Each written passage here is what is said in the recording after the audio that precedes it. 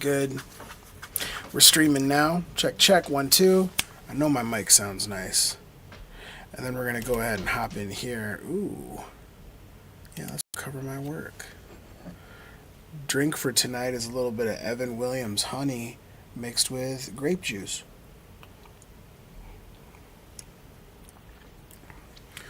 It's just really, really good. So what we're going to do is play through some night drive music. Sweet. I'm going to turn that down significantly. And actually, you probably turn this speaker off entirely. I don't mind talking to TikTok, but I'm really trying to create an artifact for YouTube that I can clip from for TikTok. Trying to be more of a YouTube first cat, you know? So you're along for the ride while you're here, or you could be over at YouTube /@thiirdperson, same spelling as on here, or you could go over to patreon.com/thiirdperson, and there's a free public stream link over there. I don't know why I just grabbed the mask off the mic stand, but I needed to get these instead. Sick. And then if I go to the master... Oh, and can you see what I'm doing? You can barely see what I'm doing. Let me make this a lot bigger. And then we'll probably have to make this text go up higher on the screen. That's a little nicer. Yeah, that works. All right, let me turn this back toward me again. It somehow turned away. Oh, it's because the speaker was stabilizing it. I forgot. Okay, that's good. Yeah, let's hear how this shit sounds.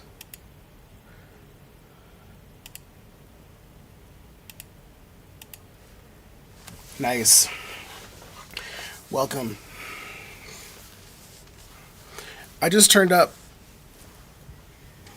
about 16% the tempo, and I repitched to do that too. Sick. So I'm getting sound. I don't know if the sound is coming through yet. That's what I'm going to check for. I've got the plug-in. It's sending, but it doesn't seem to be receiving.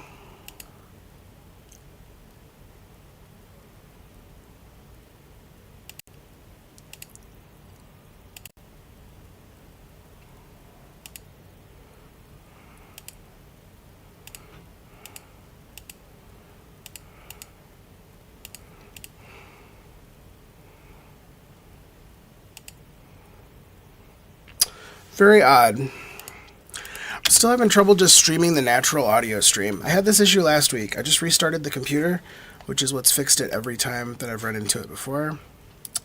And it's still unfortunately not. I'm wondering if maybe if I bring in the audio again and like do it from the beginning. Properties, it's ASIO.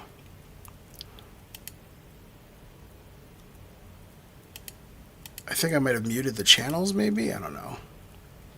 In 1, in 2, let's try this.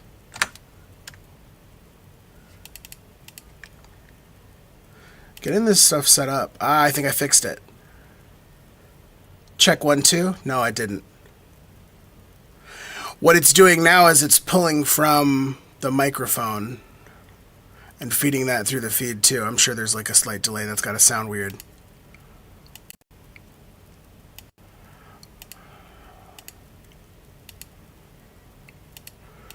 So we won't worry about the OBS channels. Format stereo. Pulling up the control panel. Checking the sample rate, which might be my problem.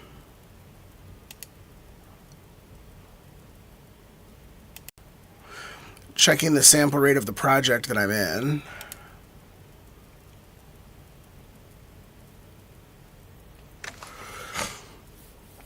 Where does it live? Oh yeah, options, preferences.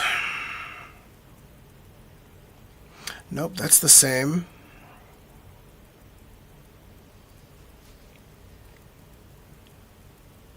Sounds pretty cool at this speed. What I'm trying to do is get it through the internet.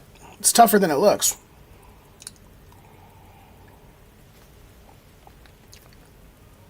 I think the way I had these settings set, it had worked perfectly before. Very odd.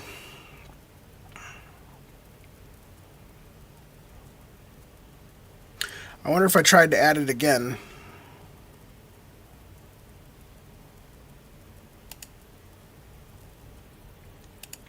So it's an audio ASIO input capture. No, it might be an audio output capture.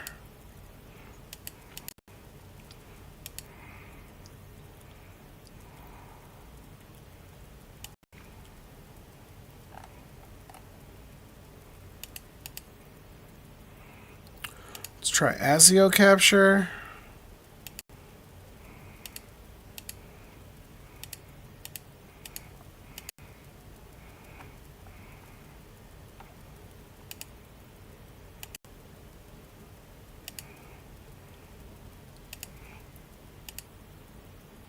Let's try this one.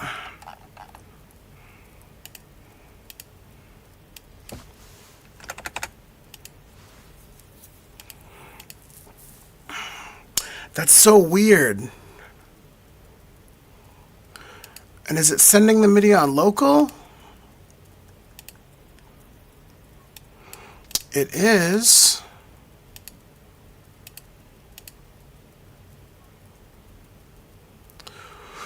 It's definitely sending the signal.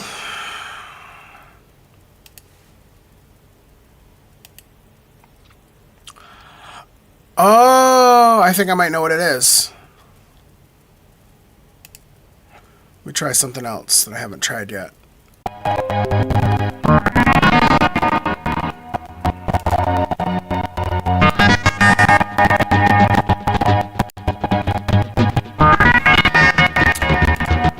I fixed it. So something had changed since the last time that I had done this. What's up, Joe?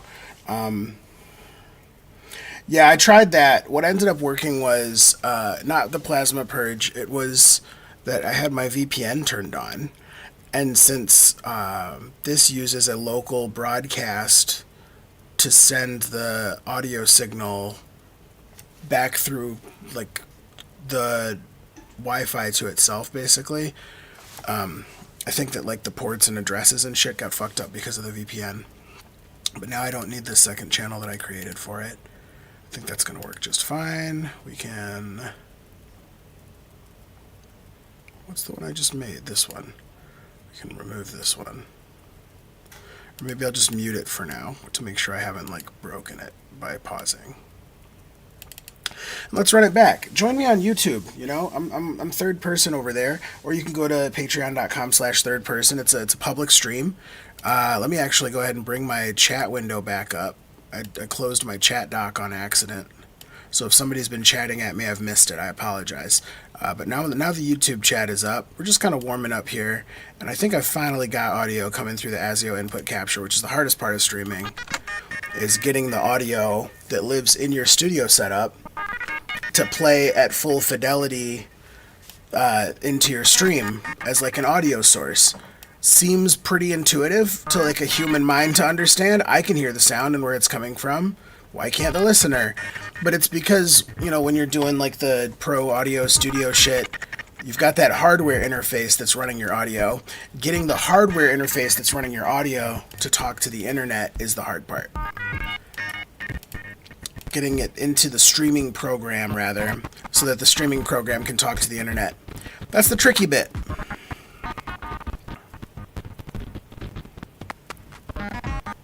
So now we're playing a little slightly sped up version of Night Drive music by yours truly, Third Person. And let's see if we can make this kind of look funky too.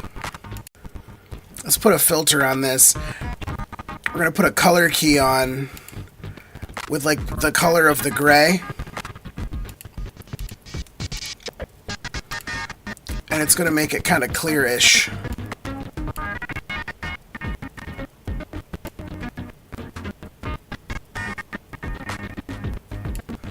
Oh, that's not the hue that I wanted.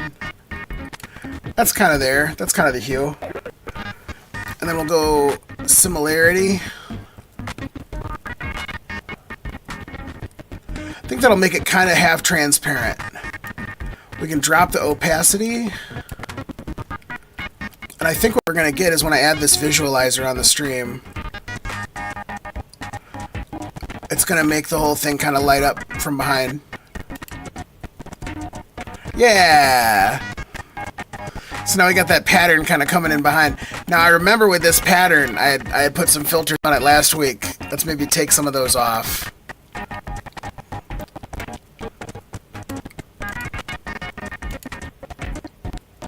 Oops, not those filters. Where is it? It's... I feel like Sugar Rose. It's you! Is it you? Yeah, it's you.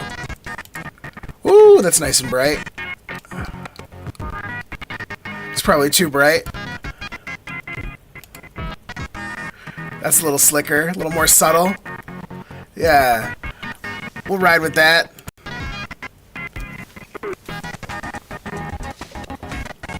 That's right. There's no audio on TikTok because I'm trying to create a good artifact on YouTube tonight. If I prioritize a TikTok artifact, what YouTubers hear is either shitty sound from the speakers playing into a microphone, or they can get the direct audio feed going right through the streaming software. And then, you know, I have a visualizer. I'll show you what you got. I got a webcam here. I got this visualizer playing in the background, and you can see like what I'm doing over here in the software that I'm using. And it's just a more like 360-degree experience. Pop headphones on, hear the music exactly as I hear it, but also mixed according to like the room that I'm sitting in, the proximity of the mic, the sensitivity of the mic, all that stuff. And that to me is the difference. That's the third person difference, folks. We just do it a little different here. I got my levels all set for streaming. Yeah, the link's in bio. It's the YouTube link. It's third person, same name as here, over on YouTube. And that's the place to be. Got the Be Kind mug.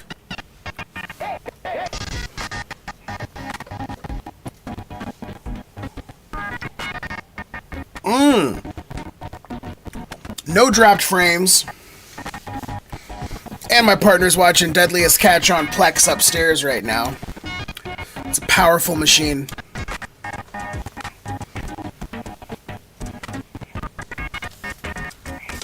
Sounds dope. If you want to hear this, it's over at, you know, YouTube, third person. I should probably, like, write this down so people can see.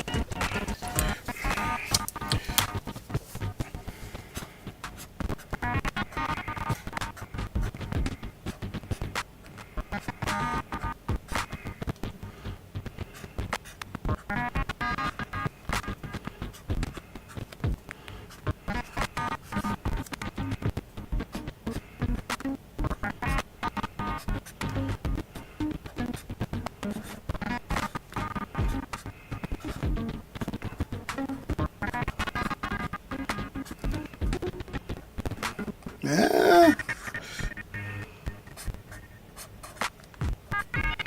It's hard to write backwards.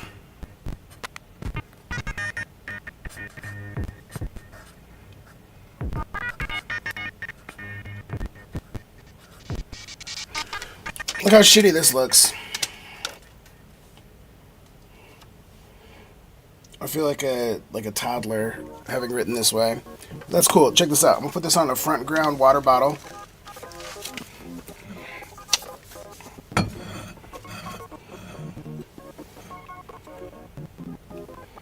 Just like that. Then we move this a little closer so this comes up higher on the screen. And then I'm kind of sat back here doing my music stuff, sort of obscured here as I do at YouTube. There we go. And then this does needs to be further away, doesn't it? That's a little better. Yeah, that's not bad. Look at all the time I'm spending on the TikTok feed. Yeah, Sean, welcome to the YouTube stream. You've done it. You've made it over. I know it's really weird to do a TikTok live telling people the best show is actually over on YouTube. But I don't know any other way to like reach the people where they already are, which is TikTok, and tell them where else I am, which is YouTube. And you can hear what's in my ears, which is nice sounding. And you can also see what's on my screen, which is dope looking. I've got this visualizer that responds to the words that I say and the music that you hear, and it like is blown up bigger than the background. So like occasionally you get these waves of light and color patterns across the background, and I've sort of created a half opacity across the main color of my music editing software here, so you can see the pattern ripple through the software screen. And this is at YouTube, you know, this is the third person. And so what we're doing now is we're giving a listen over there on YouTube way to my Night Drive Music EP, but sped up by like 15%. Because I wanted to hear how it sounded. I'm going to turn up my own headphones now, actually. Because I like how this bass comes in. I'm going to sip on my grown-up beverage.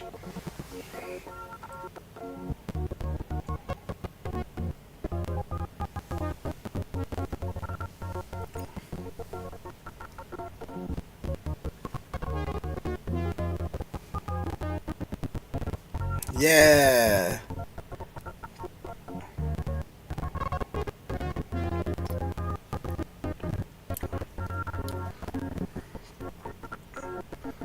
I love this shit.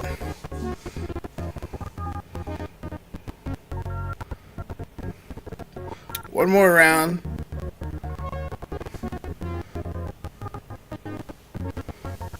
Check out what the bass does next.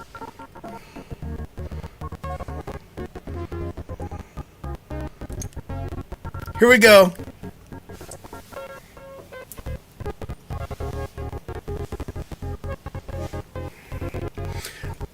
In normal speed, that's a car rattler too.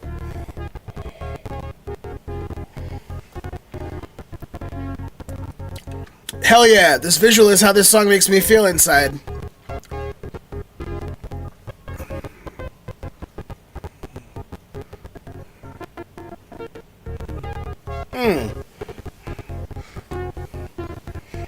I love this shit. I should probably put this bottle on something so it's easier for people to see the sign.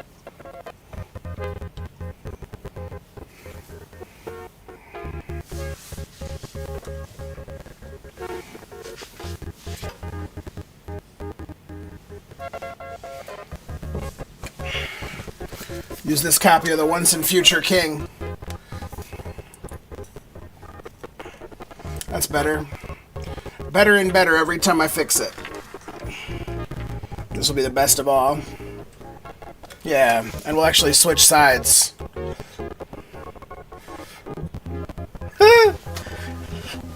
That's fun. And now the YouTube stream can see what I've done for TikTok as well.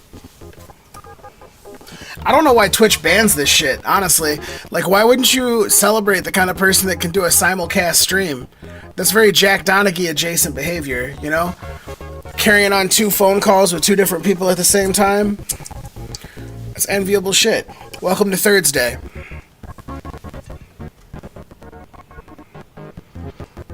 This is thiiirdsday.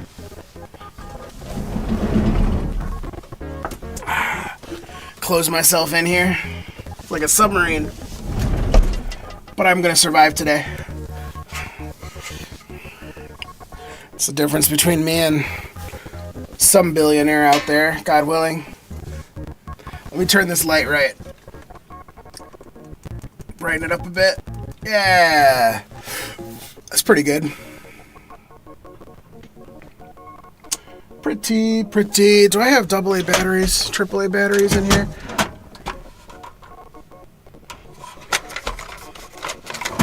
It feels like something I have in here.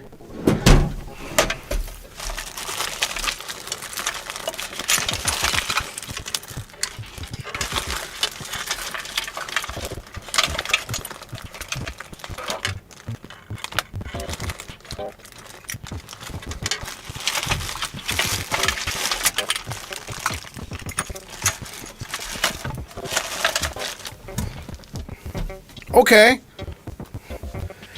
Yeah, they really do. Twitch wants to be out on top of everything. They want to Amazon all the things.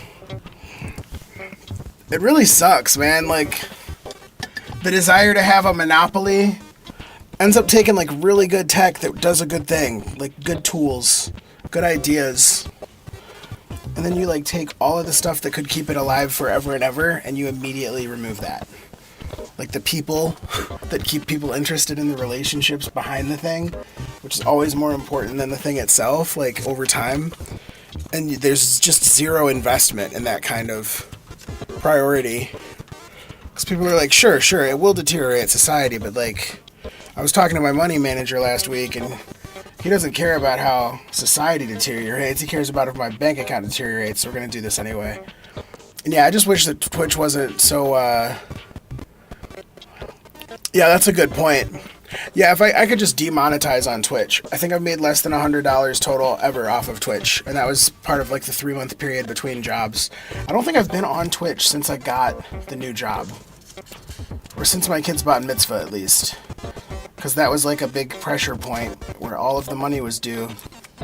And then I've kind of been like a kind of burnout recovery space since then, and it hasn't included a lot of Twitch streaming. We'll figure it out. Oh, I can't. That's theater of the mind. The way that white people bend over to tie their shoes, I'm sure it's distinctive. I'm sure that if I attempted it, I'm sure that people would be like, dang, he's right. It do be like that. But you know, I don't normally do that kind of stand up. I was going for something more evocative. It's for your brain to imagine what it looks like. So if you're playing along at home on TikTok, please also be playing along on YouTube. Because what I'm hearing in my headphones right now is my own Night Drive Music EP, which I finished a week ago, and I've sped it up about 16%, so I can kind of hear it with new ears now. Thanks for all the likes, by the way. I really like that. Nice. Yeah, I'd have to actually finish writing the bit. I'd have to finish doing the motion. A lot of the things that I do on TikTok are literally like for TikTok. Like they didn't come from any real life joke in my life. I didn't do any motion and then or I didn't write a tweet first and then like distill it into a TikTok. I think that maybe fewer than 15 of my TikToks ever have been a tweet first. A larger number of them have been things that I haven't been able to stop saying and doing at home, and it's annoyed people, and now I need to put it on the internet so it annoys people on the internet instead of my people at home. But this was not one of those. This was just one of those. My opinion, I mean, total solidarity with the writers and actors. I hope they get what they need. Like UPS did, you know? Like UPS got a good deal just for threatening to strike. I think that it's an interesting dynamic because class traders are kind of a necessity if you're expecting like solidarity with like groups as diverse as like writers and actors, and I think that it still causes people to be kind of skeptical sometimes, like the idea that like a millionaire would care about somebody that hasn't been paid for their writing work in Hollywood for 6 months, and when they did get paid it was like one time $12,000 and they haven't seen a dime since, and you know they couldn't even afford rent for like a half a year off of that where they live. So it's not all it's cracked up to be out there, and I think it's really brave and cool. The thing that Drew Carey is doing, where like he's buying breakfast at the diner, like for anybody who can show their union card when they go in, I think that's just so awe-inspiring. It's so heartening to me because, as people have pointed out, and I agree with this point on Twitter, some of the people who are striking are set for life, so it's hard to leverage them in a way that is going to be useful. And the rest of the people you've been immiserating as the movie studios for so long that they're used to not getting paid a dime from you for months and years. So like, yeah, we're going into like the 3rd month, I think now, of the strike, going on 4th in a couple of weeks or a week or so here. But I think there's many writers who are walking the line right now, and many actors who are walking the line that have gone at least that long without paychecks, without meaningful residual payments, sometimes for like culture-defining work. I keep on hearing stories about how studios have found creative accounting ways to pretend that a movie is not profitable, while a movie is demonstrably profitable and breaking box office records, and then over the course of the next 20-25 years, they're like, oh, we still haven't turned a profit yet, and that's all just so they don't have to start paying out the things that they agreed to pay people when they got the movie written. And I think that kind of sucks, you know? Yeah, I think that exactly, like, you can be a millionaire in this society the way that inflation has gone, the way that certain jobs pay. Like, if you're a consultant for big companies, you know, and you make $1 million doing that, I'd say that you're probably closer in alignment with capitalists and capitalism than if you make $1 million being on like a comedy TV show with a writer's room full of union people, and you're regularly doing like subversive like storytelling and trying to like stick it to the man, and you're like, oh, I can't believe I get paid to write. This is like a job that I love. And it's like, you're not getting paid to write things for a big company. I don't know. It's like, you can make $1 million doing stuff and not necessarily be an awful person if the stuff that you're doing is worth $1 million. And I think honestly, here's the bar. If you work in a car part factory, you already make $1 million a year. You just don't see $1 million a year. You make $1 million worth of value on the car parts that you're putting together. You get paid a tiny fraction of that, but you made the million. You know what I mean? So it's like, I think there's plenty of ways. Acting happens to be one of those jobs that, because of unions, because of the lobbying, and I think also because of the position that you have culturally when you're in front of people and easily humanized by people already, they've been able to enjoy a livelihood that pays $1 million. And that doesn't mean that you're their class enemy. I think if anything, that's like evidence that the class struggle has succeeded for them. That like, if like, here's the thing, if it takes $1 million to $5 million to reasonably retire nowadays, depending on where you live, who's in your family, what your disabilities are, like, and it might even be more than that. But if that's realistically like retirement money, and you can't save that up without being quote unquote rich in a way, like that just feels to me like somebody's not actually trying to fix things or even think about the numbers.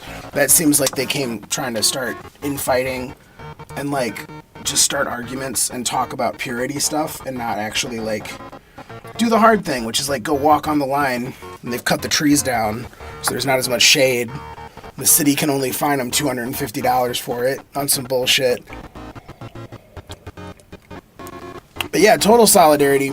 I don't really fuck with the people on here who are talking about like, I can do a little light scabbing as a treat.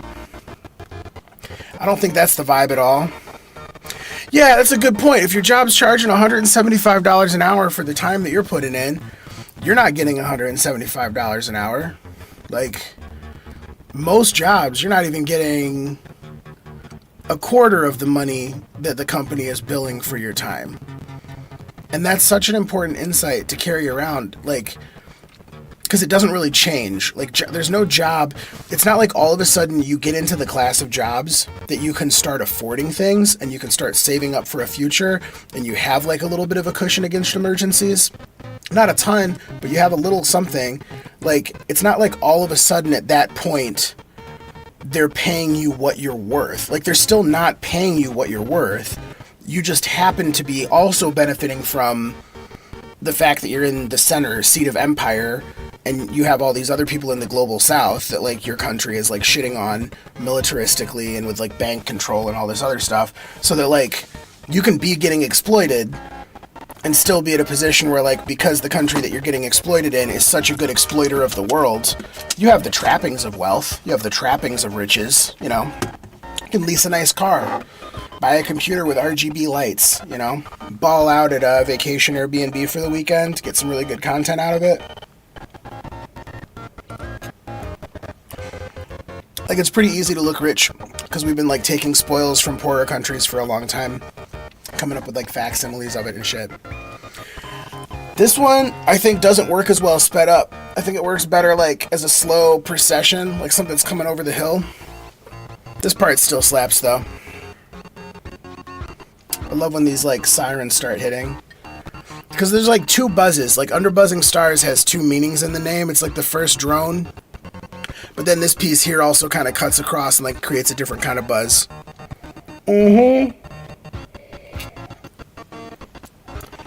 Yeah, the people who hire are always trying to make money as if maybe this is their very last job and maybe they can retire after this one. And then like the people that are getting hired, we're just not seeing that. We're not touching that kind of, you know, it doesn't happen. I just got, like, I have a nice tech work from home job. at a startup. And so on paper, I have all of these stock options that just got cleared and granted to me because I've worked at the company for more than 90 days now. The odds that I actually see money from these stock option grants as an employee who is like late into this startup compared to like the funders, compared to the owners, compared to the CTO, the CEO, all that stuff, it's just very slim odds. Like on paper, it's there. It's all right. But like on paper, a lot of things are there and they're all right. I don't know. I always feel like a little ambivalent about hanging on to company stock anyways. Like after you leave a job, you want to like keep making money from the people that didn't leave the job. I've never left a job like feeling the exact amount of happy / bittersweet where I would be okay thinking about my coworker working and paying me money when I like am no longer their coworker. It doesn't vibe the same. It's not the same as like, oh, I co-wrote this song with somebody, so anytime that gets streamed, we can both get a piece of that forever. Because it's like we did that stuff together. But now, like, for example, the last company I was at that I got kicked out, like in the big layoff sweep in January, I'm not a part of whatever they're doing that makes money now, and I shouldn't be doing these things. Game of the year so far. Tears of the Kingdom is very, very good. It's like really good. I've been playing it a little bit, not as much as I want. But yeah, it's one of those... Yeah, remote tech's where it's at. It gives me time to play video games and have opinions on them still in my late 30s. And then also have a music hobby. And then also have, you know, kids and pets, creature comforts. Could be worse.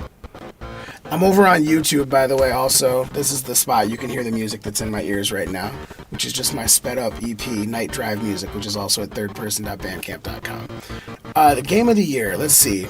If it's not Tears of the Kingdom... Is it something on my Switch? Is it something on my computer? I have to think about games that came out this year. Because I haven't played many of them. Like, I haven't played Street Fighter at all. I hear it's good. The way that I know it's good, the way that I know it's revolutionary, is that the accessible controls are actually accessible enough that people are starting to say that you're cheap for using them in competition. But, like... Consider a world where losing to your disabled friend for the first time in a fighting game was not a cheap thing, but was actually a cool thing.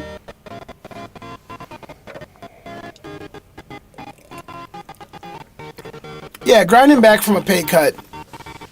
I definitely had that. There was a couple jobs ago in my career journey that was the tactically best step. And it ended up working out for me after that, so I wish you the best as well. Let's see, 2023.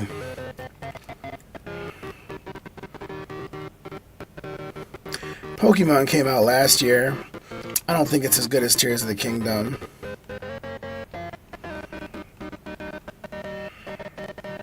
Yeah, I'll lock it in. I'll say Tears of the Kingdom. I've been playing it enough that, like, and I am a programmer, I'm not like a game dev, but the way that sticking things together and, like, moving them around in the world and, like, the expectations of like, oh yeah, this should work like this should work well.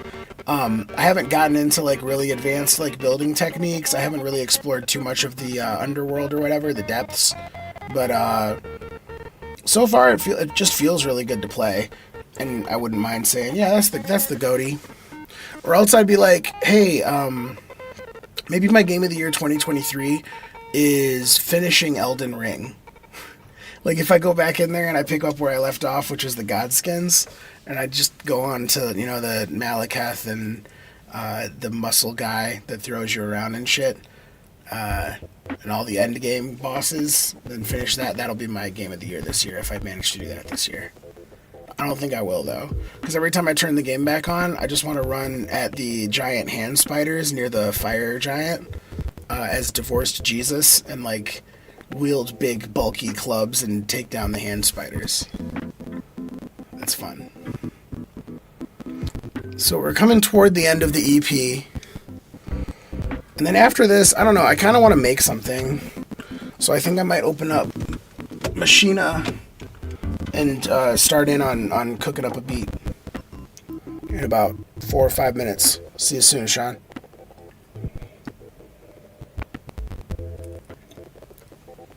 Yeah, bonus checks are a real godsend. My new pay schedule still fucks us up. I'm so used to getting paid on like every 2 Fridays or every 2 Thursdays or whatever.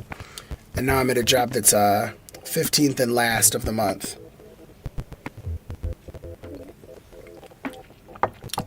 Which sucks, like, because like right now, for example, the 15th last check was a weekend day, so it was like get paid on a Friday, but then tomorrow is 2 Fridays from the last check, but I don't get paid until Monday because that's the actual 31st. Is this one of the best years of gaming? I don't know. What's coming out? There's a lot coming out in October, right? There's like too much stuff coming out. Let me see. Let's see what's coming out.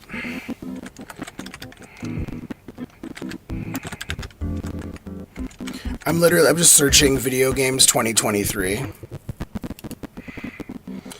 Let's see. Now I'm on this Polygon article. Good old Polygon, one of like the 4 video game blog sites that are left. Yeah, a lot of good shit did come out, huh?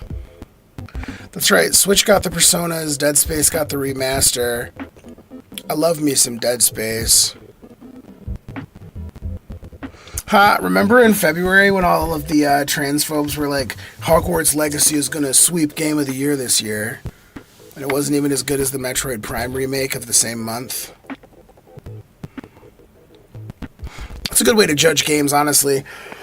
Like when a good remake comes out from more than 10 years ago, if your game this year isn't like demonstrably better than that game on like multiple axes, it's not in the conversation. I liked Lightfall came out this year, technically in 2023. That's in the conversation. It's like a runner-up convo for me because I am in the group of people. I don't know if it's a minority or majority position with Destiny 2, but like I think that this particular like set of expansion stuff, the new subclass, the new area, the campaign stuff, I liked how it came together. I liked it a lot. And I haven't been back in it for a couple of weeks because I've been working harder at work. Y'all, I'm really turning into like a senior software engineer. Like I'm giving people input, I'm solving problems for other people. And I've always had it in me, but I'm actually doing it now, which is more effortful and therefore less comfortable, but also really worthwhile. And that's right, Jedi Survivor dropped. That's up there, that's a good one. Jedi Survivor is on my list of like, I'm gonna check that out when it gets on sale for like $30 in 8 months. But yeah, as I look through these game titles so far... Ooh, I forgot about the whole fucking Etrian Odyssey Origins collection. The fact that that's coming out on PC as well as Switch, that's almost, I want to pick that up for PC. You know? Over here, I see Sean DeSanti in this chat. I see Sean DeSanti in both. Yeah, 98 was a nasty year for video games. And I'm also like, I'm a huge fan of, just as I read, Samba de Amigo Party Central dropped June 30th. Sega Dreamcast. I loved whatever year it was that I got a Dreamcast was one of my favorite years in gaming. Like Skies of Arcadia, fucking San Francisco Rush 2049, Virtual On Oratorio Tangram. Games like that were a big part of my teen years. Rush 2049 had a cool battle mode on it, and you could also kind of like do some Dukes of Hazzard car stunt shit. So for example, you could like go off a ramp, skid yourself into a 360 as you went off the ramp. You could wait until you had turned around 180 and then fire like a straight ahead rocket at the car that was chasing you up the ramp, and then you could like land and like kind of skid out of it. It felt good. Oh, dope. Yeah, Ratchet & Clank Rift Apart just hit PC yesterday, huh? That was a good game. I don't know if it's going to be as good on PC as it was on PS5 because of the whole, if you don't have like a solid state drive to load the shit, the whole gimmick of that game is like there's not really load times, like at all.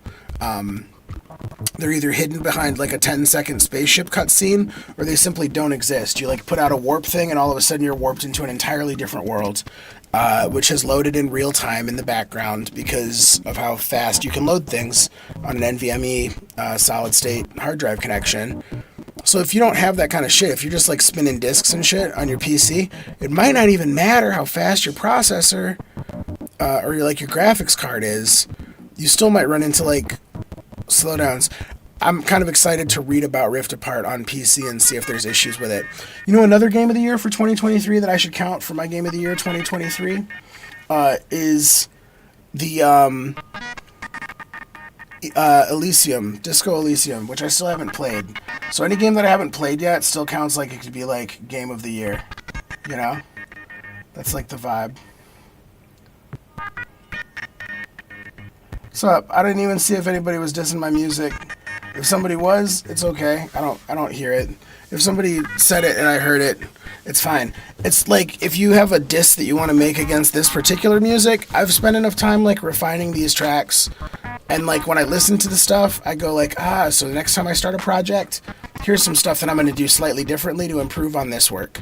But I'm proud of this work because I put in the time to say I can finalize these things. Once I drop them on Bandcamp, I can also drop them on Spotify, Apple Music at the same time. You can find Third Person's Night Drive music anywhere you stream music. Obviously, the Bandcamp supports me more immediately. The Patreon's the cheapest place to get it. It's $3 a month. You get every track that I put out on Bandcamp before I put it out on Bandcamp. Get MP3s, waves of all of this stuff. Hang on a second, though. Let me mess with the tempo now, because we played through it fast once. Maybe we'll play through Apollyon in like normal speed one time. Just for fun, just to go back to it. Plus, I'm proud that I figured this out. I had to turn warping on with pitch shift. And then once I had done that, I just took it up to 140 from the default 120 tempo. But this is how Apollyon sounds at regular speed. Yeah, that's the key. That's what we like to hear. Alright.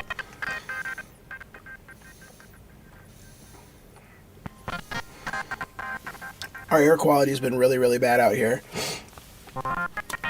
I'm in West Michigan, and like yesterday it was like red, and nowhere else in the nation was except for parts of like Oregon and New Orleans.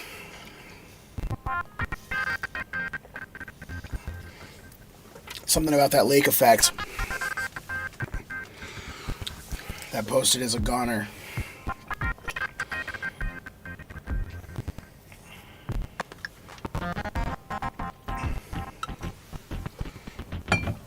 Yeah, this shit sounds pretty good. While this loads up, I'm going to load up my other sound program. So I feel like making something.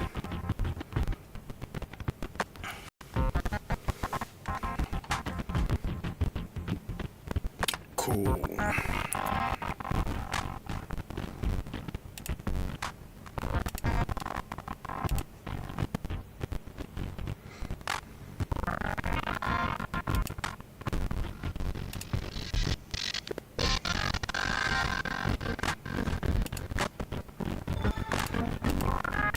While this song plays, I'm going to get the filter ready on the next app I'm going to use. So it's got that color key on it again. Yeah. That's what we wanted, right? Yeah, that's the shit. And maybe we do the opacity thing again. Like less similarity. So it's more solid up front. But it's right there, isn't it? Smoothness maybe less?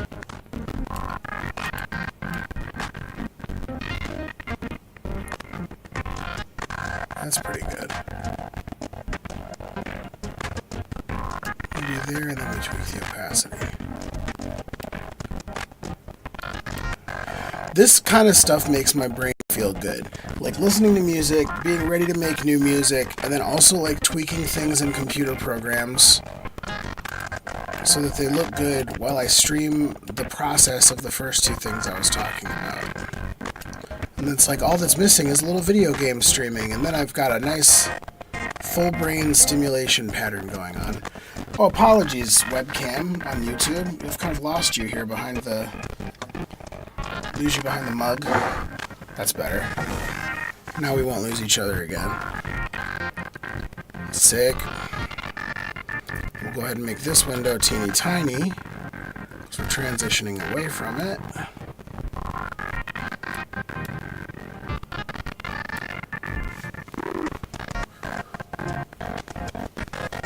Yeah. Dun dun dun dun dun dun dun dun. I just like seeing the thing change on the screen. It's fun to me. Hey, welcome back. Yeah, it's hard to tell what it's gonna do. This is why I've completely divorced myself of my government name for the purpose of being on social media as a musician. Just makes it easier to go about my work day. Because if I want to share things that I've worked on musically with workers, that's fine. And then if somebody wants to go and look up my TikTok on their own time and they see other stuff that I'm talking about, that's fine too, because nowhere on my TikTok am I I work at company XYZ and this is my name and I'm attaching my content to this stuff. So that way I can be myself and say the things that I want to without having to fully compartmentalize away from work, because not being able to talk about music that I'm making while I'm at work makes me hate the job. I'm very fussy. I'm like a wee baby. Alright, let's bring it back.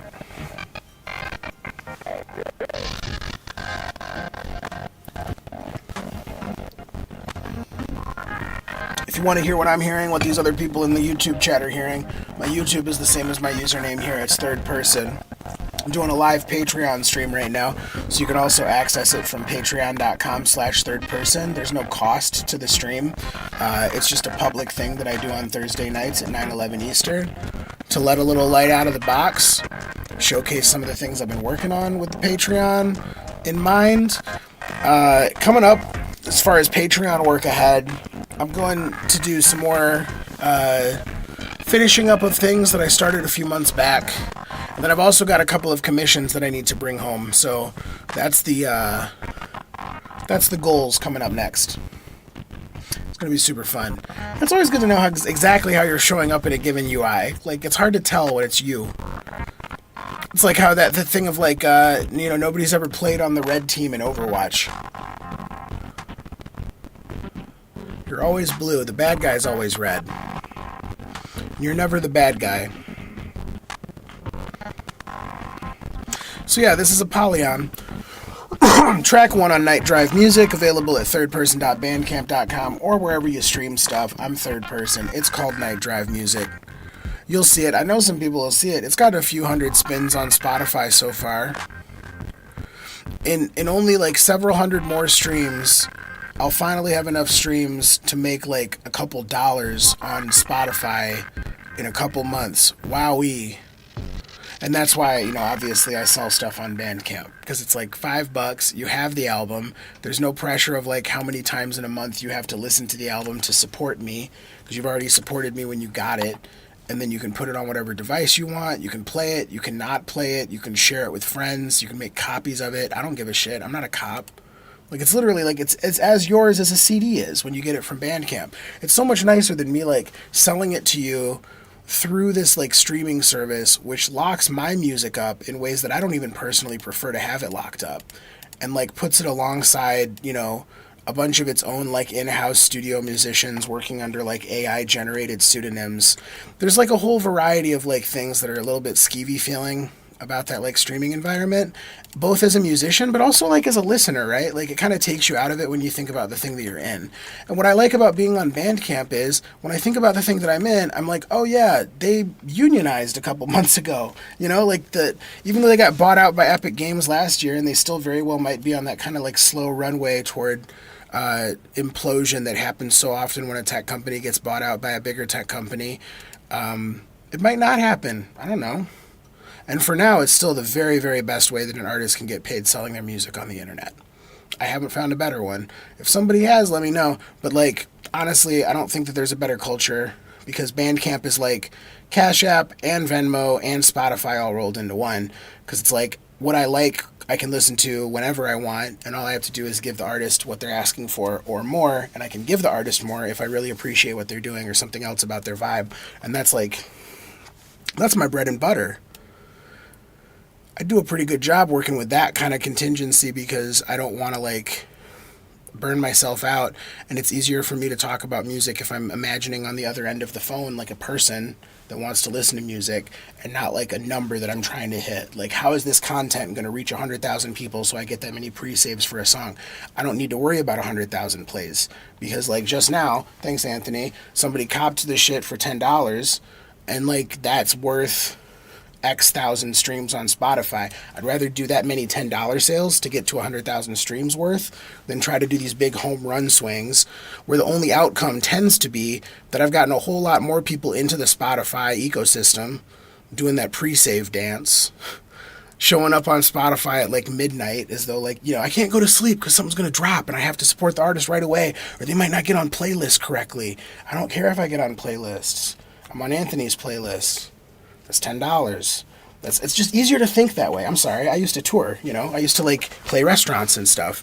It's just a really natural feeling for me to go, oh, I will create a thing where my music is, and then you come and give me money, and then you take it with you.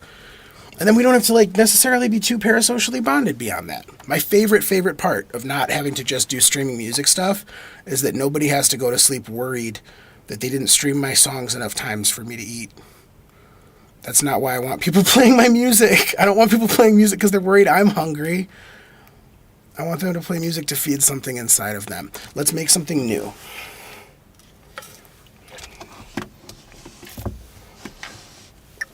All right, it's 10:05. How fast can I go? Doesn't matter. But if I had something cool by 10:30, that would be neat. What's a tempo? 105 is a tempo. 73 is a tempo, 86 is a tempo, 88, that's no tempo, yuck. 89, yeah, I could fuck with 89. My instinct is saying drums first, but who knows? Let me make sure that I'm going to actually send this audio through the mic the way I expect to. I don't think it's going to be a problem, but let's get something on here so we can tell.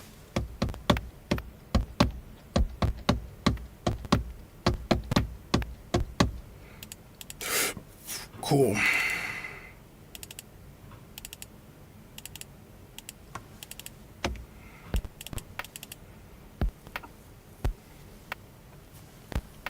We'll double this up.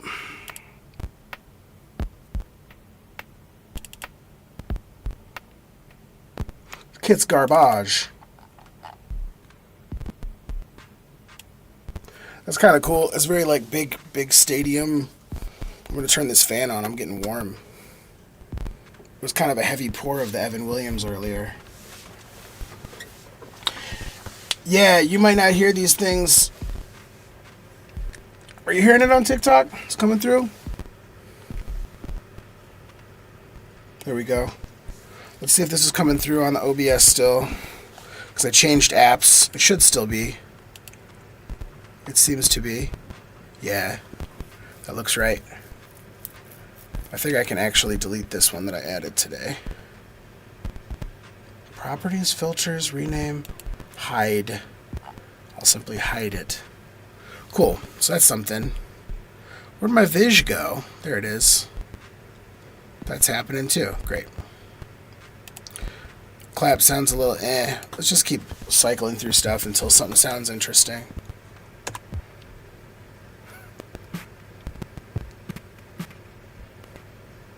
A lot of character in that kick. That's all melodic. It's just MIDI.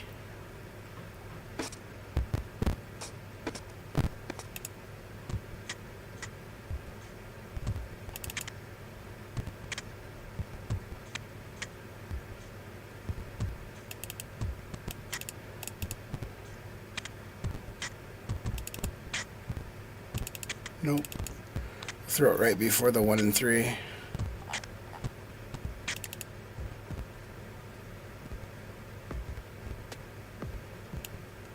I wonder if the clap is better than the snare on this one. Somehow it's not. I can't hear anything there. Oh, that's inputs, I see.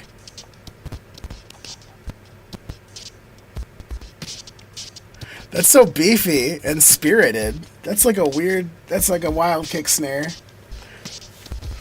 Oh, that's interesting. Yeah, if the drums did that for a second, it's probably because the,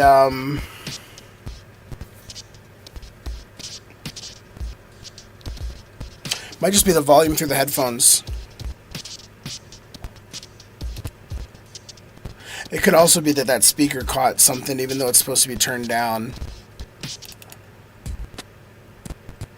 It'd be less likely though because there's a headphone preamp. Mixtape kit. That was like, we're putting a star on that kit. I'm not in love with any of these. They're all nice sounding.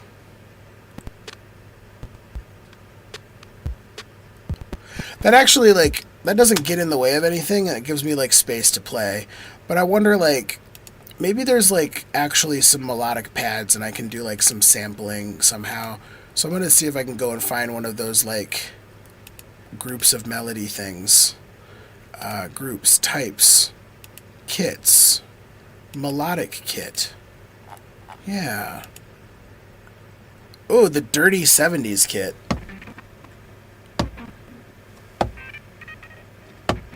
Huh, I fucked this up. This is pretty cool.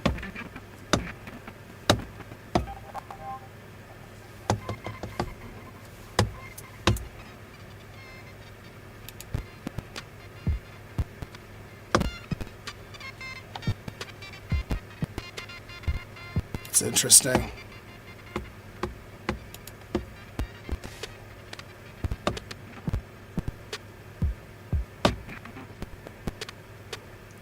So everything on this whole kit basically sounds kind of like it's uptuned.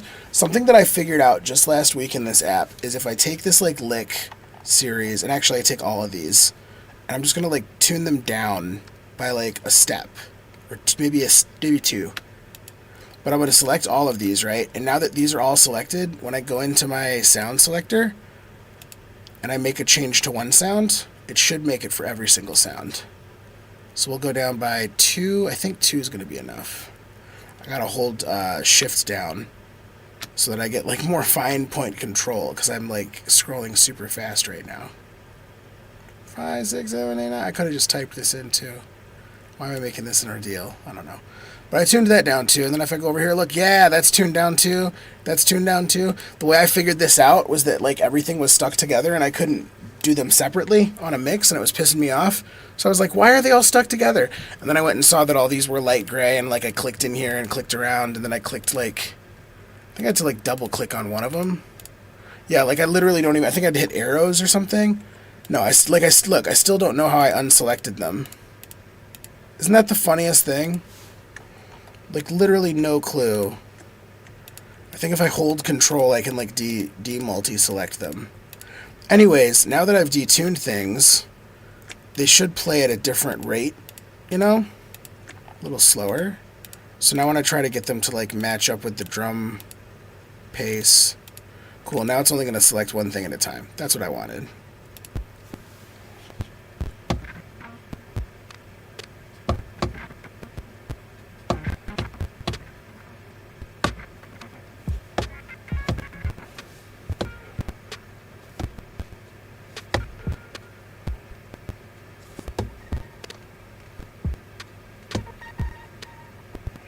Still seems a little fast, but then maybe I increase the tempo speed to meet it. I can play from either direction.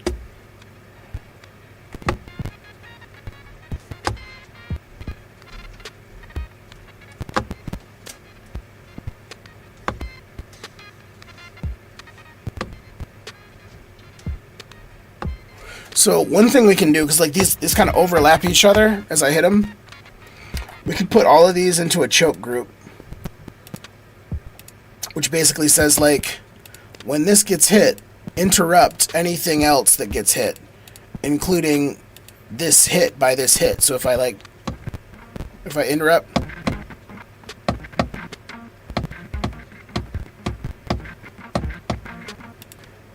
that should have worked. Let's see, choke 1, choke 2. Oh yeah, but I also have to go to like pitch envelope. Yeah, because like right now this is one shot, but if I did ADSR,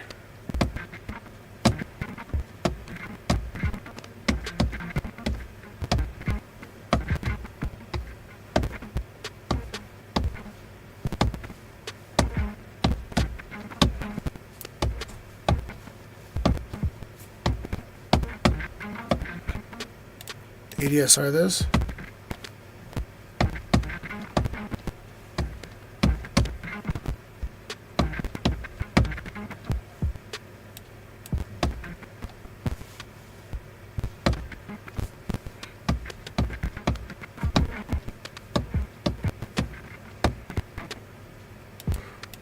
Let's just ADSR them all.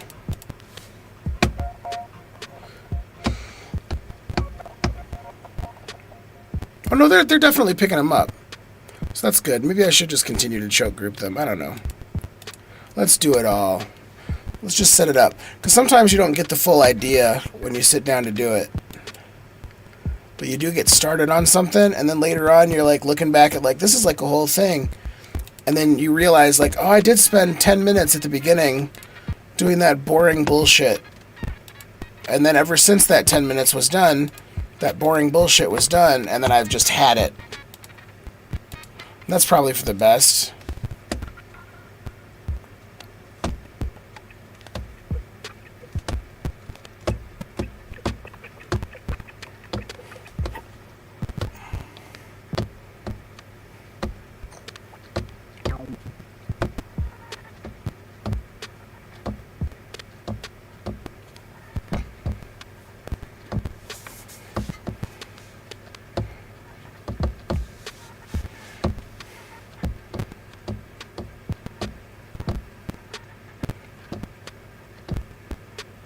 That's just fun. That's a fun little drop sound. You could reverse that and do something with it.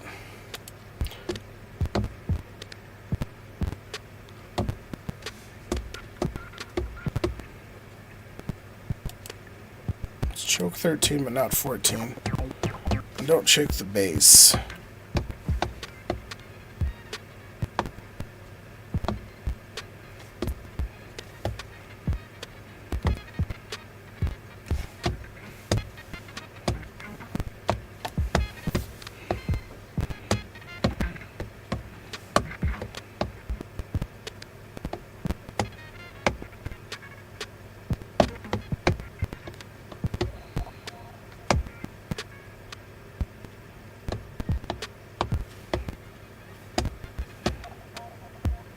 It's a very kind of funk-based kit because like everything's like in the same chord root, so it doesn't like imply any sort of musicality. I have to like draw out a chord progression if I want to.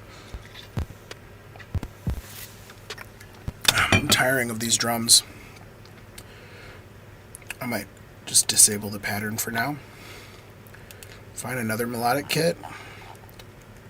Just see what I've got.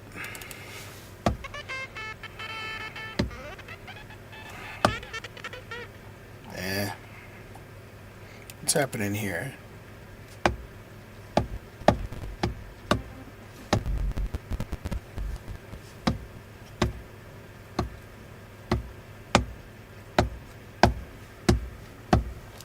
There's something there.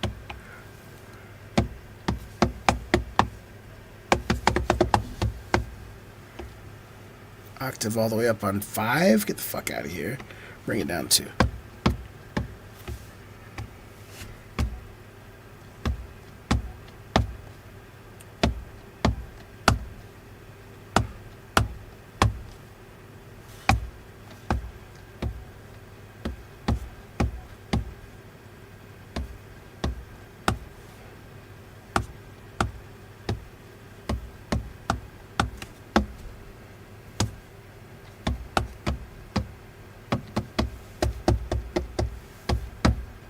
It's weird that it doesn't have a bass below it. Hang on a sec.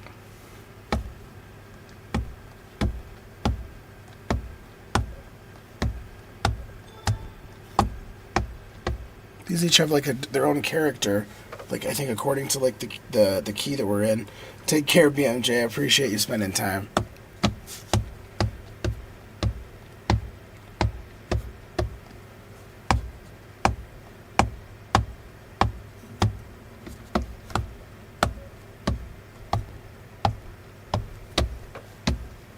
Oh, I see. It's got a key sitting here. But does everything? They've all got the same key. Okay, they've all got that. I'm looking at the wrong stuff.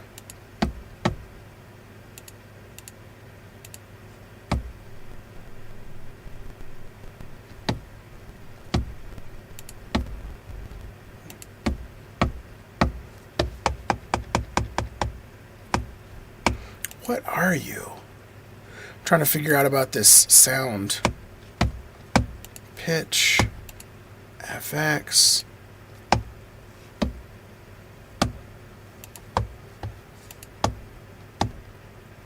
Trying to figure out like what controls this. Is there some chorus on here?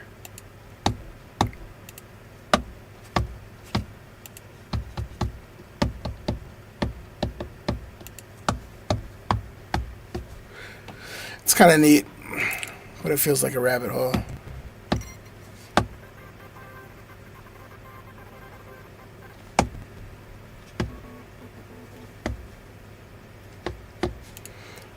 That lo-fi sounds garb.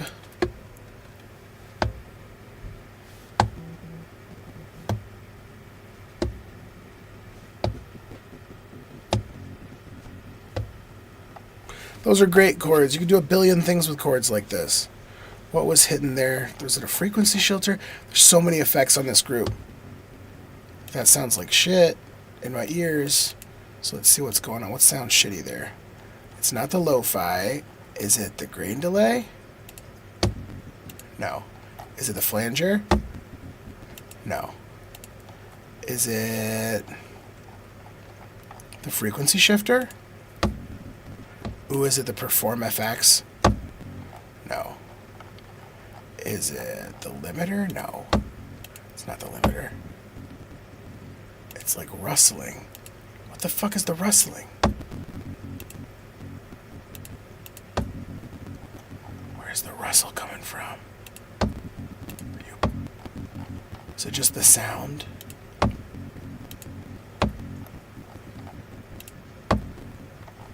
Turned off all the EQ.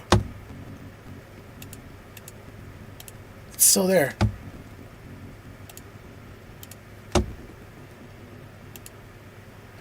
Ooh, this might be my shit. Because it's not every sound.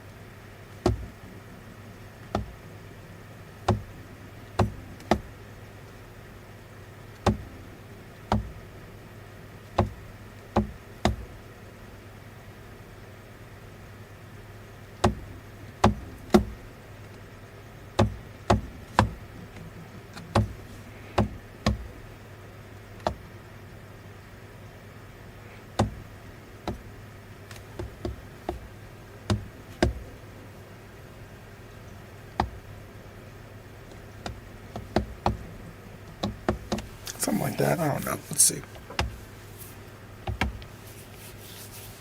No. Let's turn this back on. Yeah. Oops. Bring this back. Turn the metronome off. Oops, the metronome stayed on. this again. Let's run that back. So we need to be slower.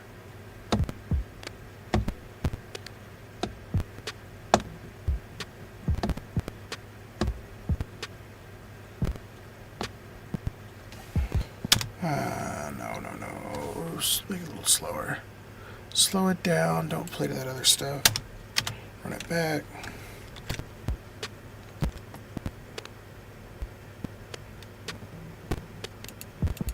Turn the drums back off because they were just there for tempo help.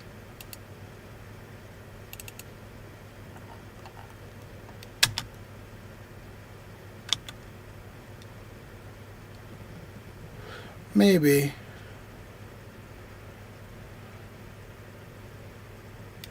There's something there. I never really came up with a pattern from the 70s kit. I'm just going to call this like...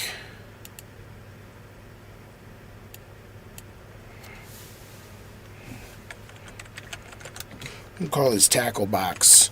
There's a lot of stuff in this box that I'm going to tackle later, but maybe not right now. Appreciate you. Yeah, it's a good way to do it. Because like then you don't have to worry about playing it on like a various service. Whenever I want to remember to do something in my own life, very, very often I will put a little bit of money where my mouth is. So that it's like, that's right. I felt the sting of spending a little money. Now I will actually spend time with this thing.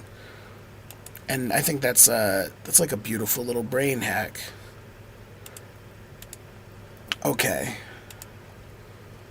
For real this time, let's see if we can find something that I really want to like build a loop off of. I'm still in this melodic kit zone, just searching. What's happening here?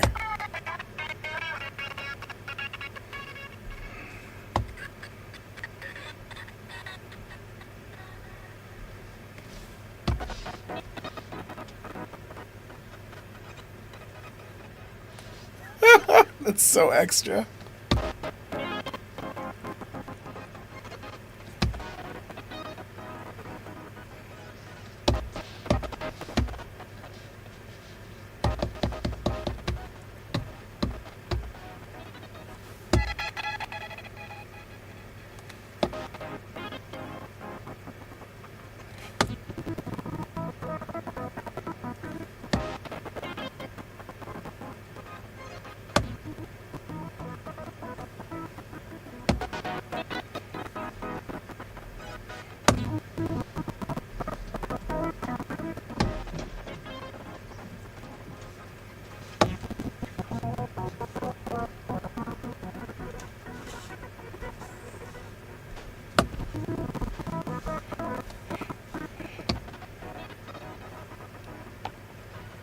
It's fun chords.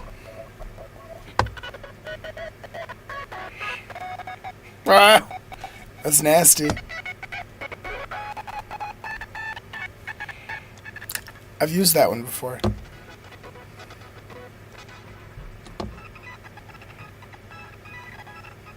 That's very classic. That's almost Goonies-esque.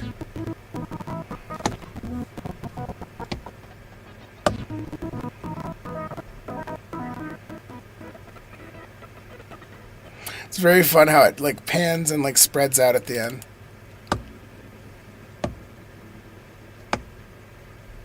Used that before.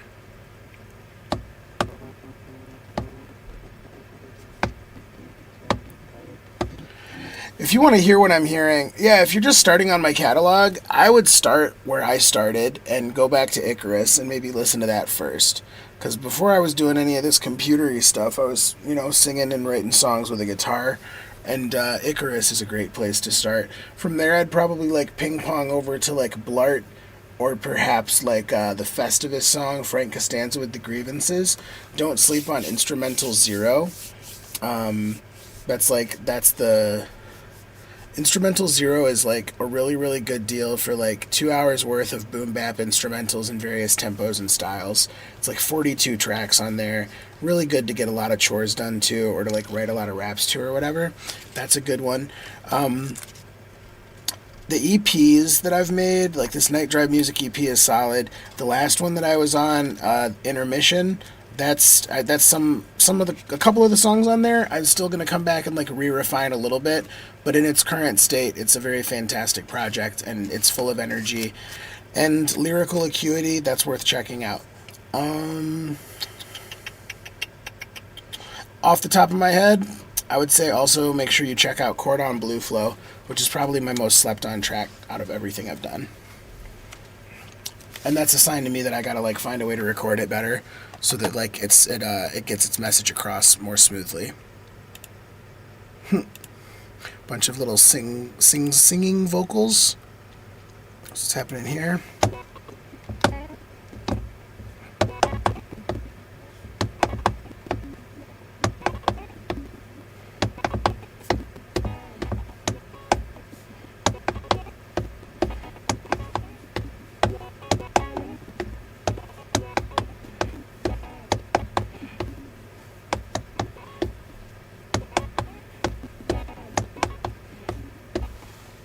Maybe.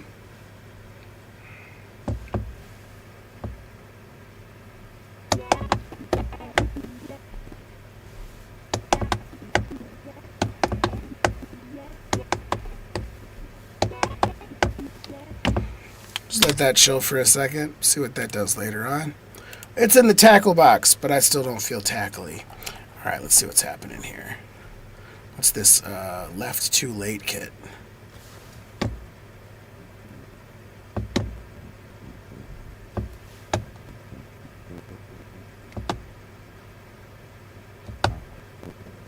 Nice little bass licks.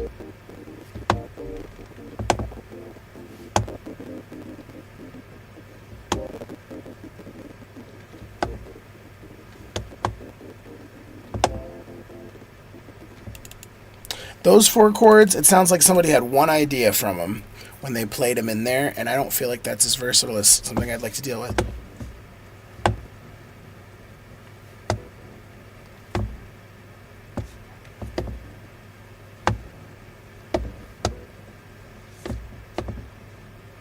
This is a good case for that choke trick. Especially the way that these kind of... the samples kind of get cut off really abruptly. They just kind of like chop off. And so not only am I going to do chokes, but I'm going to check the sound samples, see if they can be lengthened. That would be a natural way to handle what I'm hearing. Looks like that's as long as they get. So now that I'm looking at these sounds, great chords. They remind me of like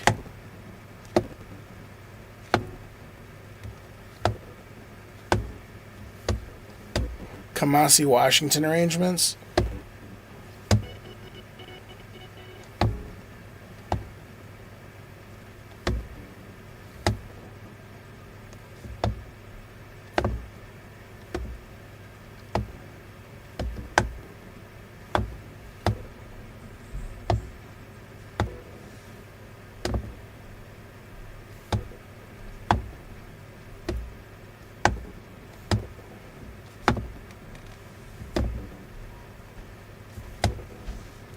Anyways, what I was going to do with these sounds was cut into my ADSR and see that. So like maybe what we do here is we do an AHD where like you hold for a certain amount of time. So that's where it cuts, right? So we bring it back to like before it can cut. And you see it's 1.4 seconds right there. So if we hold for like 1.3 seconds and then decay for the 200 milliseconds there, I think that's going to give us the fade that we want. Maybe a little more of a hold. There's still that little chop at the end there, but I think if we get really precise, we can hold down shift and like, maybe I can't. Maybe we can only do halves or tenths. Maybe we increase the decay a bit. You can still hear that little set down at the end, so I'm just going to tweak at the timing. That's solid. Then we do the same process here. So we AHD it. The hold's going to be for about, what do we say, 1.3 seconds. These samples are all about the same length. And then to decay, we'll set that to about the 245 milliseconds like we had before. Yeah, see, 261, that's too long. And 245 on this one still feels too long. I can't hear it there. I could hear it there still. I was like, if I could hear it here, I probably could hear it on that first one. You're always kind of teaching your ear things as you go. That's maybe the hardest thing about making music, is like you're not the same person at the end. And if you're making it paying attention, you're getting better the whole time that you're making something. So by the time you're done making it, a lot of times if you've learned a lot, you want to like start making it again, but you can't do that. You have to like stop and go, nope, we're going to get good at like the finishing things that we made part and listening to what we made and hearing if it really was as bad as when I wanted to make it again. Because usually it's not, but then you get to refresh and reset. Then the next time you go and make something again, you've got more power than you had the first time. Let's see.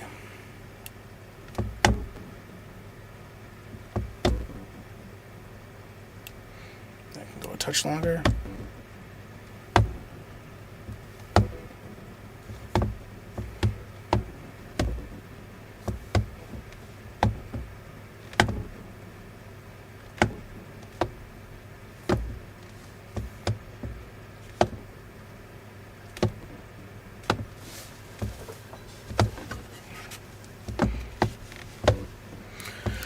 Maybe I put something on this group to make all these chords sound really weird.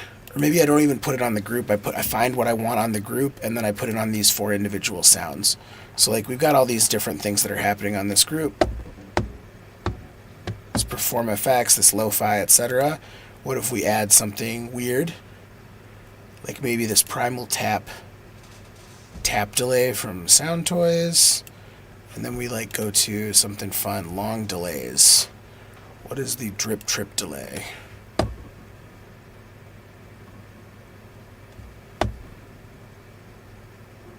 That's a very long delay. Holy shit. It's like 2 seconds.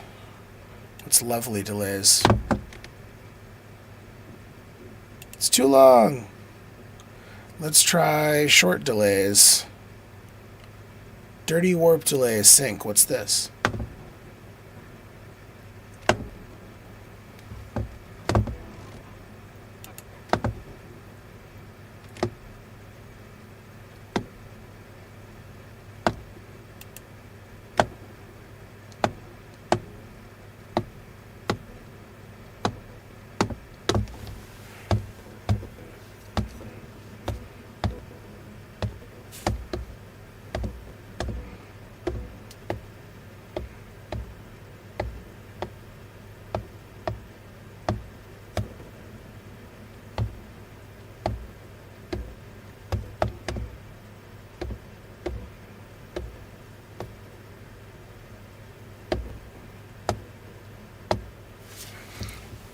We're on to something maybe. I wish there was an arrow key that I could use to toggle these.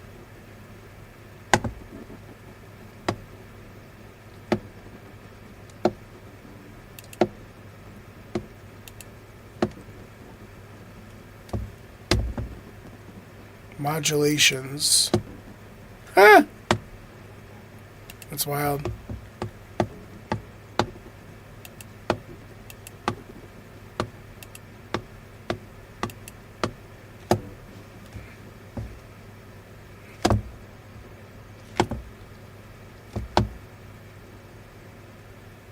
Yeah.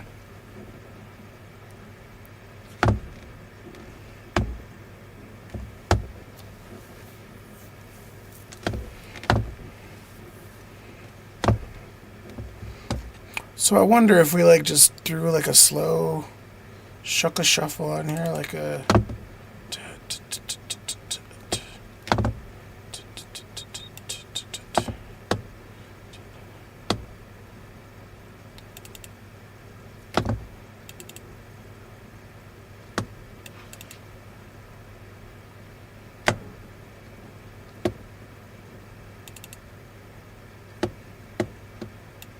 maybe something like this.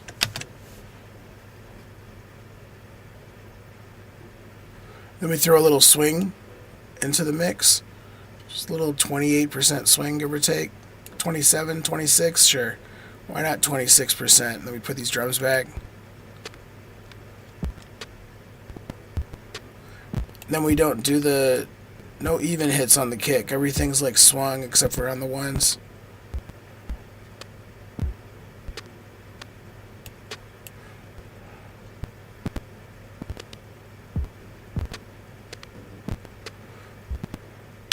Maybe we hit this like this and then less kick.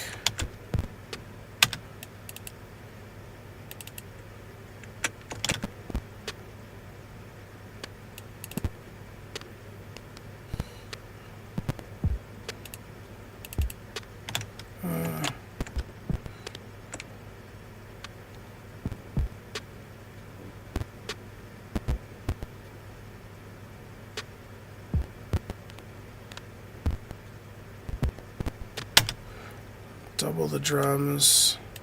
We're going to find better drums in a second. We're going to go ahead and just do straight 2s and 4s for the first half. And then, yeah, maybe something like this.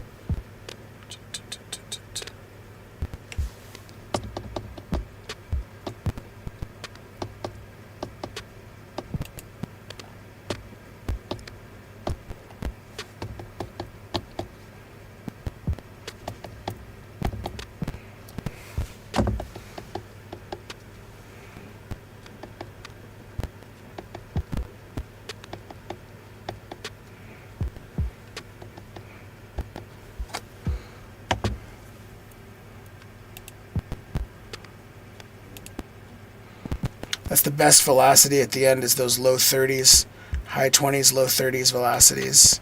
We'll bring it all down around that range. Doesn't have to be perfect, but somewhere in that zone. Somewhere in that zone.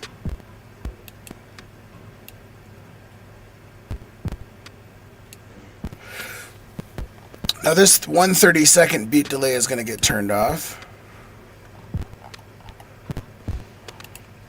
And then maybe we put our own sort of echo or delay on the drums. Or maybe we do one better. We go in here and we like start lo-fiing the shit out of these drums, but not using the house tools. We use this Decimort tool from D16 because I like it better.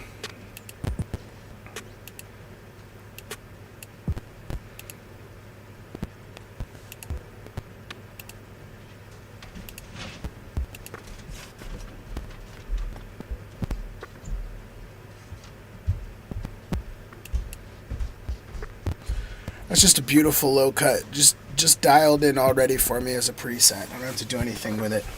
Shit feels good. I appreciate you. Yeah, that's how we're doing it.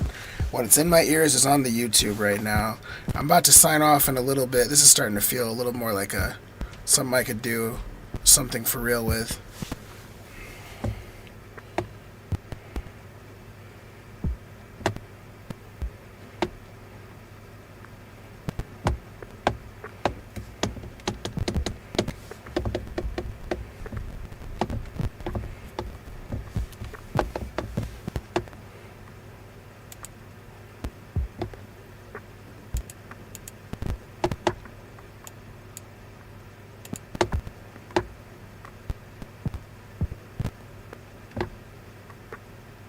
Oh, it's doing 2 hits, you bastard. They'll do this sometimes.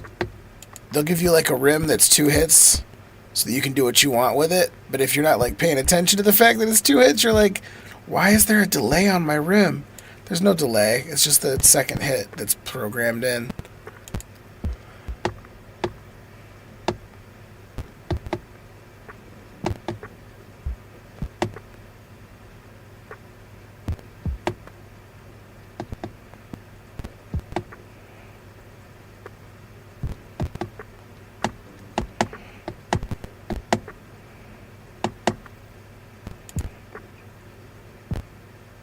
Can't even hear those hats anymore. I'm going to bring them up a little bit.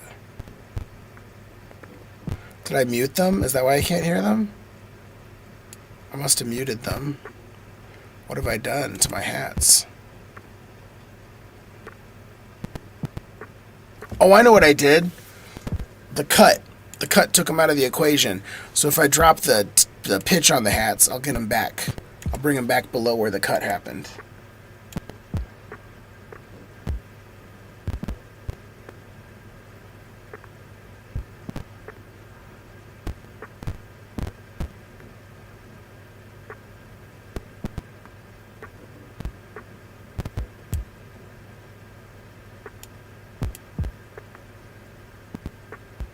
Huh. This is trippy. It like makes it sound like it's coming from the past.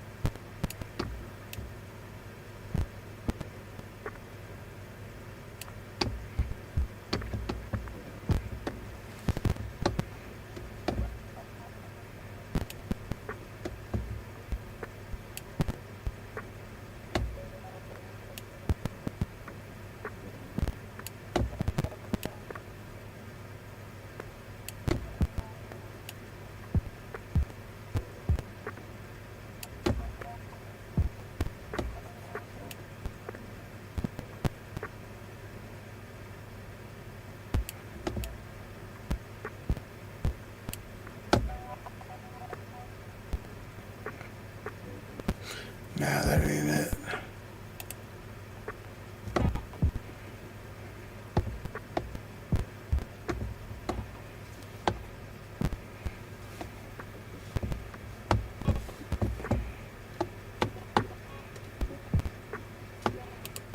I just need that first open up.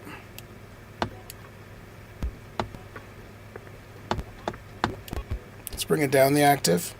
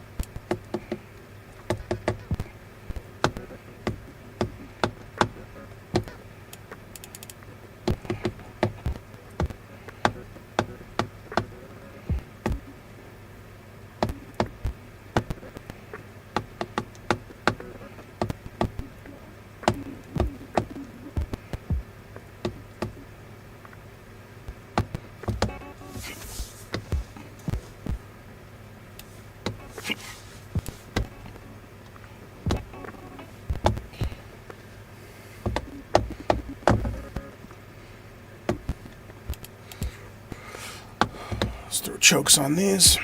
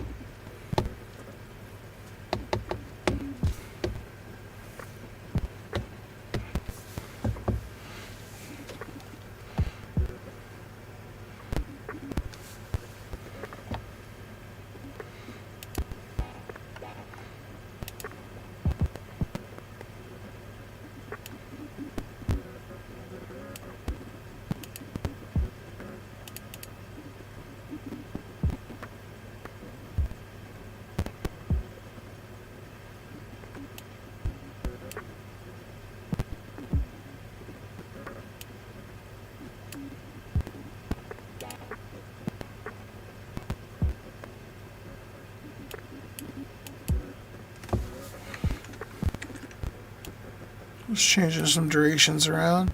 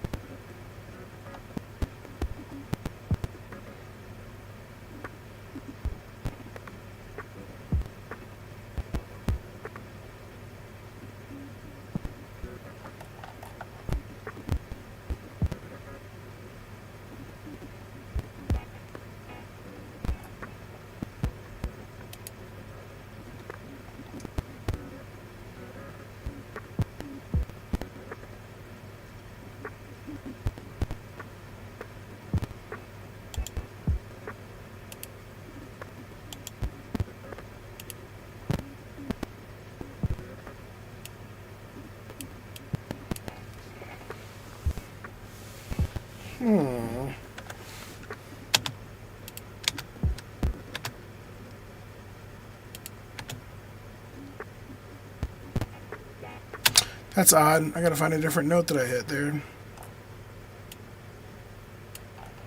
What note am I hitting there?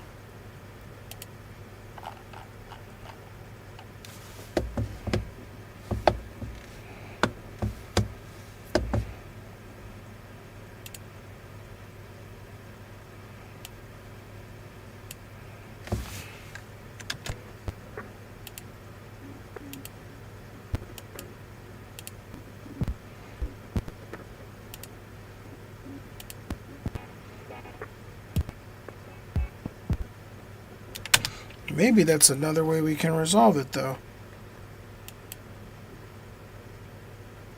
Yeah. That's like a It's like a fucking statement chord.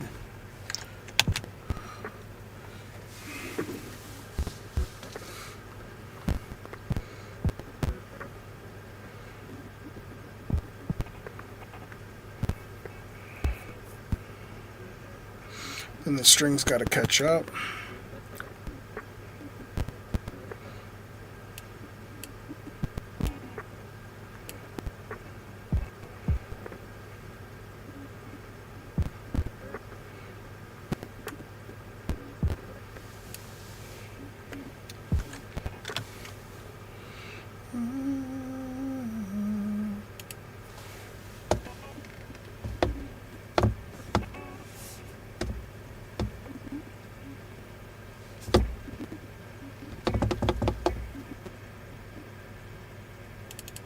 That might work.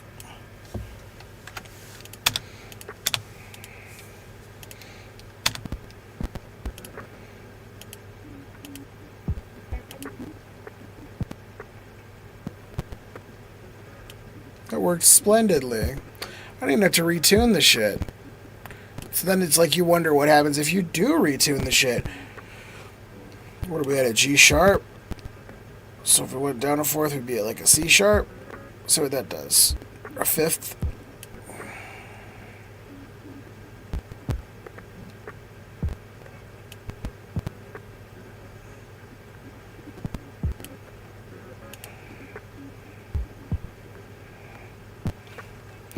Better where it was.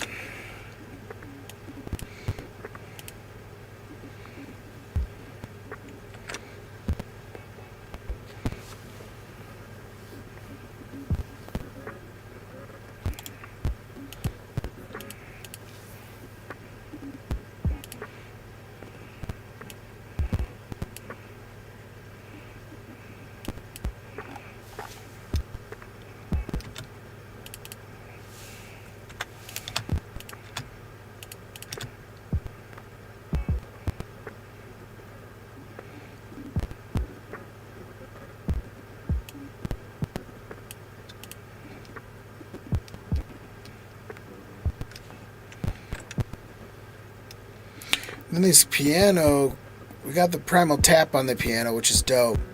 But I kind of want to like fuck up the piano some more.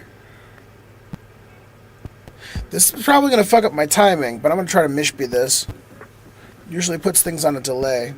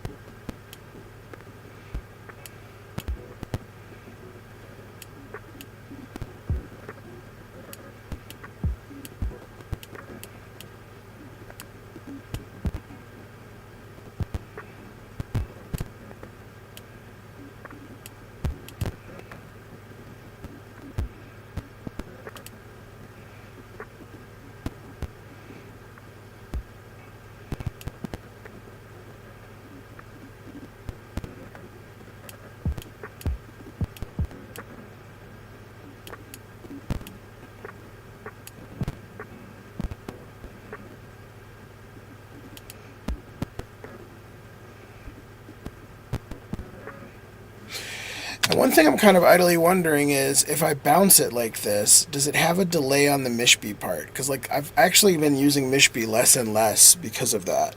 But I think if like I froze the sample and played it back as a sample, that would probably work. But that's not my curiosity. My curiosity is, what happens if I export this as is? Is the audio going to delay? So I'm going to call this tackle box test. We'll probably close out here. It's already damn near 11, isn't it? What a fun. Take care. Tackle box test. I'm fully in my like exploration mind right now.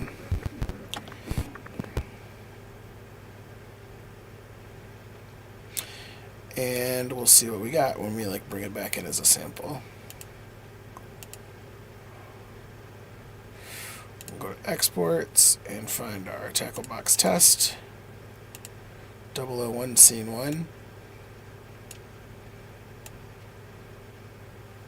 Won't let me bring it in there, but if I open up a new thing, I go to sound, I can add a sound, internal, sampler, and then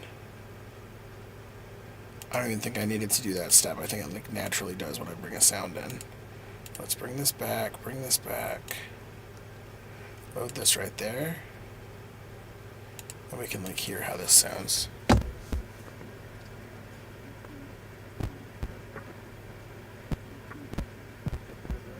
Nah, there's still the little micro delay in there.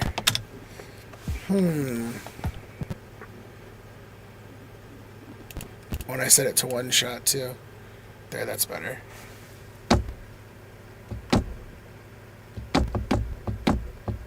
That's a cool. It's like a little chunk of sound.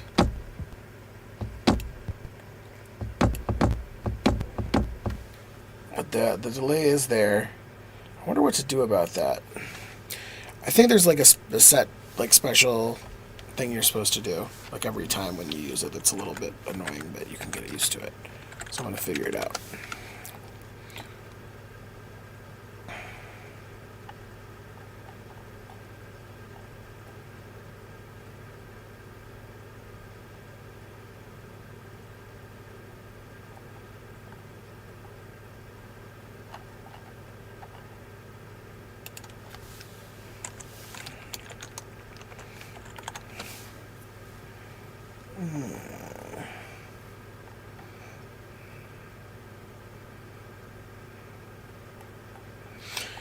It's all the same promo articles. I forgot what it's like to search things on the internet nowadays.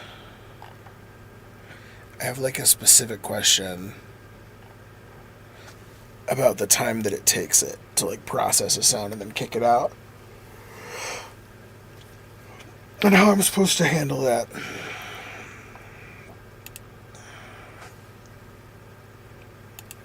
Maybe if I just go to the webpage, they might have a note about it. I know when I'm like wiping the tears out of my eyes, it's because I have to go to bed.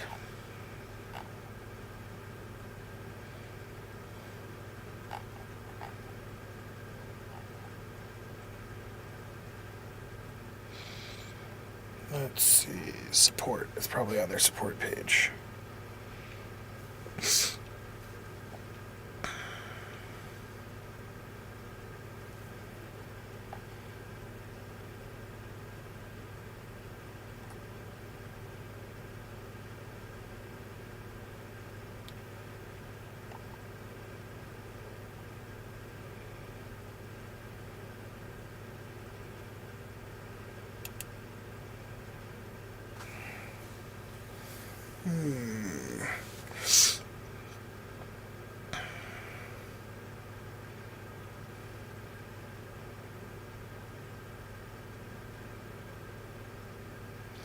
So I might just need some latency compensation. Latency compensation. That might be the solution. Let's see. Do we have that?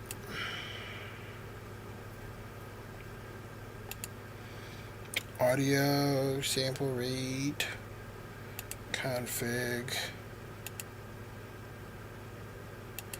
I think it's probably got to be in Ableton for me to fuck with the latency compensation. Good to know. So this probably isn't the place to use Mishby. But instead, we could use...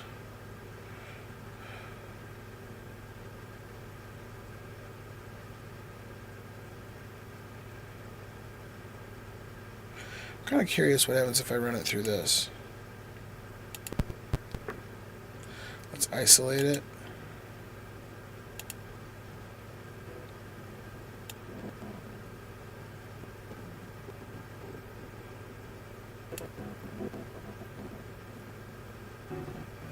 It's a nice little soft clipping limiter.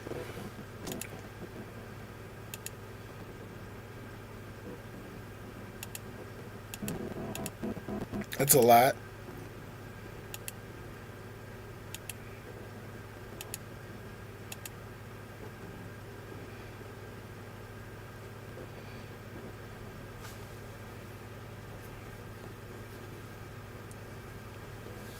Let's see where we are here.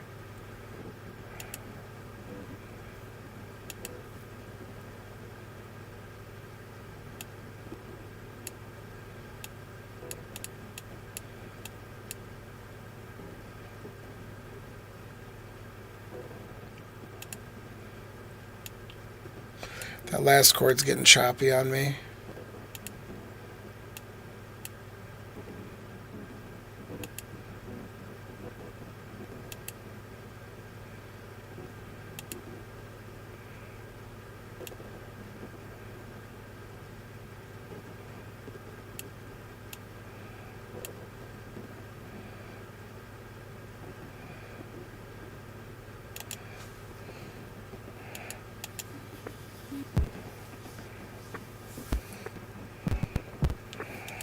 Let's put some sauce on the master chain.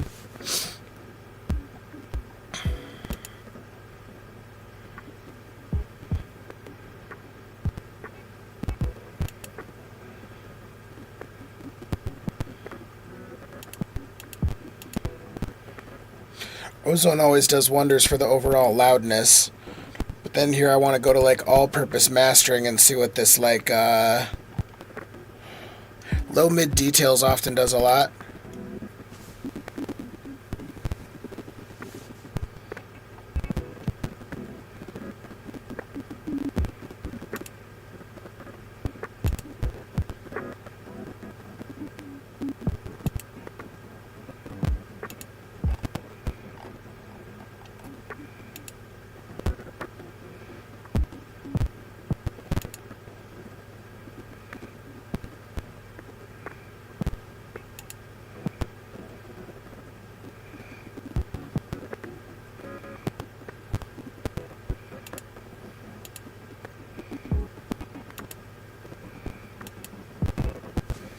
Let's turn on this vintage vibes on the master.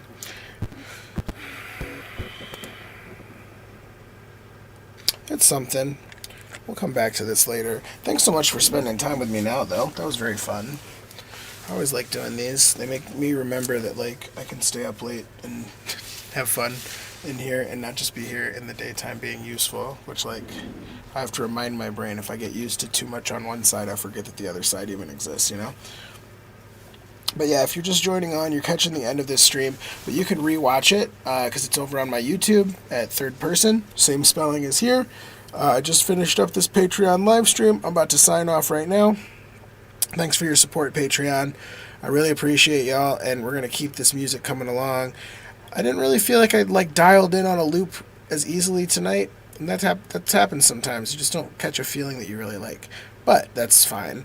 Next time, I know what to do about my streaming audio quality right up front, which is just to turn off my VPN. And of course, a VPN on is going to keep you from transmitting stuff over Wi-Fi for sound transfer. So, anyways, let's close out of this, and I will see y'all next time I do one of these, which is not going to be too long.